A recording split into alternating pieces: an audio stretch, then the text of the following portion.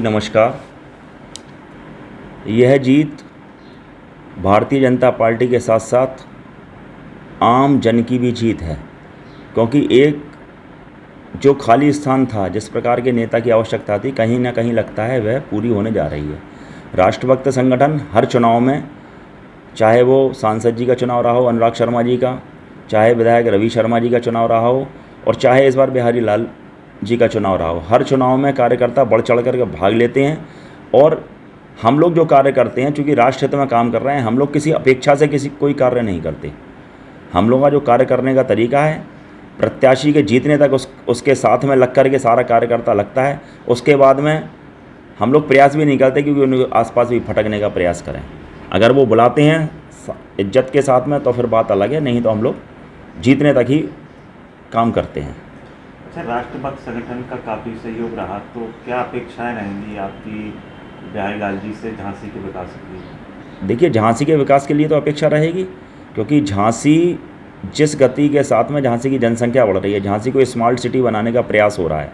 तो smart city जहाँ पर बनाने का प्रयास झांसी को हो रहा है, वहीं पर आप देखेंगे कि स्मार्ट सिटी बनने के लिए जल भराव की बहुत बड़ी समस्या है झांसी के अंदर। और जल भराव की समस्या का जो कारण है वह यह है कि जहाँ पर नाले बड़े थे, चौड़े नाले थे, उन नालों को सकरा कर दिया गया है स्मार्ट सिटी के नाम पर। जब छोटी छोटी नालियाँ बन गई तो पानी निकलता नहीं है, जनसंख्या लगातार बढ़ रही है, मकान लगातार बढ़ रहे हैं, घनत्व तो बढ़ रहा है। तो पानी निकासी के लिए नालों का चौड़ीकरण करना पड़ेगा, और साथ ही साथ जो नाले सफाई की जो व्यवस्था होती है, गैंग होती है, उस पर ध्यान देने की बहुत ज़्यादा आवश्यकता होगी। अच्छा, महापौर पद पे बिहारी लाल जी अब आसीन हो चुके हैं, तो आप झांसी में ऐसी कोई समस्या जिस पे आप चाहते हैं कि इस पे बिहारी लाल जी को कार्य करना चाहिए? देखिए, समस्या तो लगातार पैदा होती रहती हैं, और समस्याओं का मूल जो कारण है वो है जनसंख्या का विस्फोट, जनसंख्या का लगातार बढ़ना। तो इसमें फिर मैं कहूँगा कि केंद्र की जो सरकार है उसको बहुविवाह प्रथा, सभी धर्मों के लिए समान नागरिक संहिता लाने के लिए विचार करना चाहिए, क्योंकि उनके मैनिफेस्टो में अभी है। जब तक वो लागू नहीं होगी, हम जो योजना बनाते हैं वो 20 साल के लिए बनाते हैं, और हमारी जो जनसंख्या बढ़ती है वो 40 साल के बराबर बढ़ जाती है। तो जो भी योजना बनती है, चाहे वो हर घर नल योजना हो, पानी की योजना हो, बिजली की योजना हो, तो वो कहीं ना कहीं कम समय में, जो 40 साल तक चलनी चाहिए, वो 5 साल में ही विस्फोट हो जाता है। तो उस पर काम करने की आवश्यकता है। झांसी के विकास के लिए पर्याप्त पैसा उत्तर प्रदेश सरकार के द्वारा दिया जाता है, तो उसको लेकर के आगे की जो जहाँ जहाँ हमें कमियाँ दिखाई देंगी, हम निश्चित रूप से टोकने का काम करते हैं, आंदोलन करने का काम करते हैं। अगर हमें लगेगा झांसी के विकास में, स्मार्ट सिटी के विकास में कहीं दिक्कतें आ रही हैं, तो हम लोग बिहारी लाल जी को भी टोकने का काम करेंगे, जिस तरह से अन्य नेताओं को टोकने का काम करते हैं, और झांसी के विकास की गति को रुकने नहीं देंगे। यह हमारा दृढ़ संकल्प है। अभी हाल ही में नगर निकाय चुनाव में राष्ट्रभक्त संगठन का काफ़ी सहयोग देखा गया, काफ़ी प्रभाव भी देखा गया लोगों पर। तो आप क्या कारण मानते हैं कि राष्ट्रभक्त संगठन को लोग पसंद करते हैं?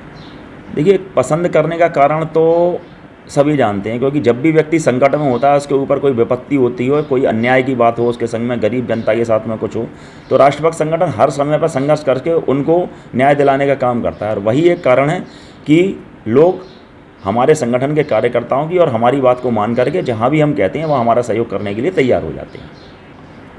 अच्छा, अभी एक फिल्म है द केरला स्टोरी, तो पश्चिम बंगाल में ममता बनर्जी ने उस पर बैन लगा दिया है। सुप्रीम कोर्ट ने भी फटकार लगाई है कि भाई बंगाल कोई भारत का अलग का हिस्सा नहीं है। तो इस पर आप एक राष्ट्रभक्त संगठन और हिंदू के सबसे बड़े नेता माने जाते हैं, तो क्या कहेंगे? कहीं ना कहीं जो बात सारे के सारे नेता करते हैं, चाहे वो ममता बनर्जी हों, चाहे अखिलेश यादव जी हों, चाहे तेजस्वी यादव जी हों, नीतीश कुमार हों, अन्य भी जो इस प्रकार के नेता हैं, जो वो कहते हैं अभिव्यक्ति की आज़ादी। तो आप बताइए कि सिर्फ अभिव्यक्ति की आज़ादी क्या विधर्मियों के लिए है? क्या अभिव्यक्ति की आज़ादी इस देश के मूल निवासी हिंदुओं के लिए नहीं है?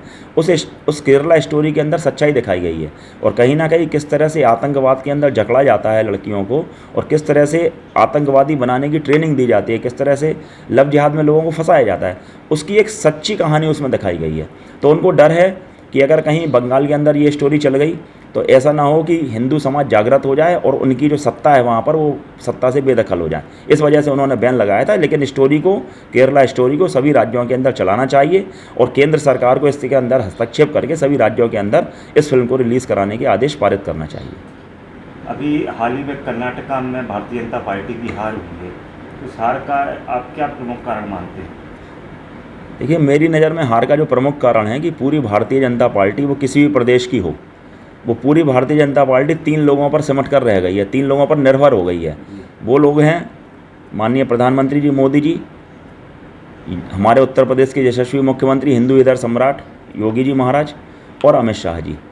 तो जब तक ऐसे लोग जो कैडर बेस कार्यकर्ता हैं, जो ठोस कार्यकर्ता हैं, जिनका जिलों के अंदर पकड़ है, जिनकी तहसीलों के अंदर पकड़ है, जब सत्ता आती है तो क्या होता है कि चाटुकारों का बढ़ावा हो जाता है और काम करने वालों को साइड लाइन किया जाने लगता है। तो जब तक ऐसे काम करने वालों को फिर से तजब्बो नहीं दी जाएगी, जो मेहनत करने वाले लोग हैं, जो रात दिन लगे रहते हैं समाज के हित में, उनको बढ़ावा देने की आवश्यकता है। पार्टी को स्थानीय स्तर पर नेतृत्वों को उभारना पड़ेगा, जो अच्छे लोग हैं उनको आगे लाना पड़ेगा। नहीं तो मुझे ऐसा लगता है ये शुरुआत, अगर इस पर ध्यान नहीं दिया जाएगा तो हर प्रदेश के अंदर इस प्रकार की स्थितियाँ बनेंगी।